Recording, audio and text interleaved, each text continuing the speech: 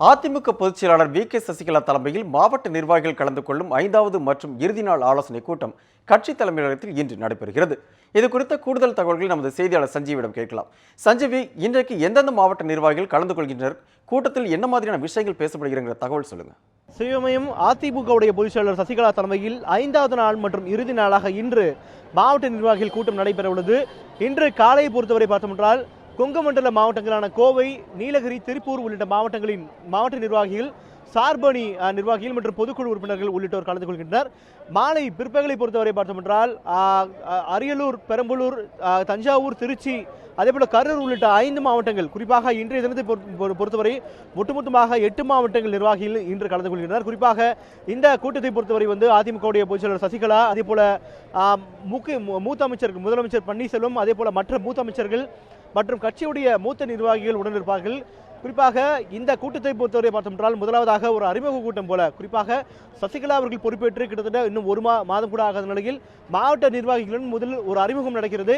இந்த அறிமுகத்திற்கு பிறகு சசிகலா அவர்கள் குறிப்பாக மாவட்ட நிர்வாகிகளுக்கு பல்வேறு விஷயங்களில் ஆலோசனை வழங்குவதாக வெளியே வரக்கூடிய நிர்வாகிகள் சார்பாக தெரிவிக்கப்படுகிறது.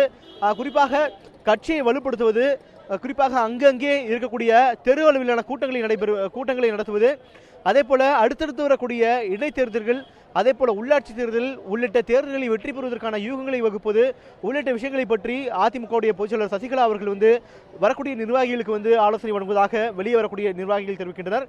அது மட்டும் இல்லாமல் அதிமுகவுடைய நிறுவன தலைவர் எம்ஜிஆருடைய பிறந்தநாள் 17ஆம் தேதி, இந்த மாதம் 17ஆம் தேதி 100வது பிறந்தநாள் வருகிறது. இந்த பிறந்தநாளை எப்படி விமர்சையாக கொண்டாடுவது, அதே போல அதிமுகவுடைய கொள்கைகள் மற்றும் அதிமுக செய்த விஷயங்களை மக்கள் மத்தியில் கொண்டு போய் சேர்ப்பது, தெருமுனை கூட்டம் நடத்துவது உள்ளிட்ட விஷயங்களை பற்றி அதிமுகவுடைய பொதுச் செயலாளர் சசிகலா அவர்கள் நிர்வாகிகளுக்கு ஆலோசனை வழங்குவதாக கூறப்படுகிறது.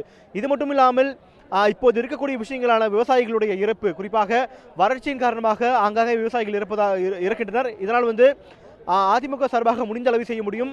அதே போல அங்கு வரக்கூடிய அமைச்சர்கள், குறிப்பாக அங்கு களத்திற்கு ஆய்வு செய்ய செல்லக்கூடிய அமைச்சர்கள், அதே போல மற்ற அதிகாரிகளுக்கு ஒத்துழைப்பை வழங்க வேண்டும் உள்ளிட்ட விஷயங்களை பற்றி பொதுச் செயலாளர் சசிகலா அவர்கள் மாவட்ட நிர்வாகிகளுக்கு அறிவுரை வழங்குவதாகவும் கூறப்படுகிறது. அது மட்டும் இல்லாமல் ஜல்லிக்கட்டு நடத்துவதற்கான முழு முயற்சியிலும் அதிமுக அரசு ஈடுபட்டுள்ளது. இந்நிலையில் ஜல்லிக்கட்டு கண்டிப்பாக நடந்துவிடும். அதனால் அதற்கான ஏற்பாடுகளை செய்ய வேண்டும் என்று சசிகலா அவர்கள் மாவட்ட நிர்வாகிகளுக்கு அறிவுரை கூறுவதாகவும் கூறப்படுகிறது. இந்நிலையில் ஒட்டுமொத்தமாக இன்று மாலைக்குள் பார்த்தோம் என்றால் இந்த 5வது நாளாக இந்த கூட்டம் நடைபெறுகிறது. ஒட்டுமொத்தமாக அதிமுக சார்பாக நிர்வாக ரீதியாக பிரிக்கப்பட்டுள்ள 50 மாவட்டங்கள் இன்றோடு நிறைவடைகிறது. சிவம்.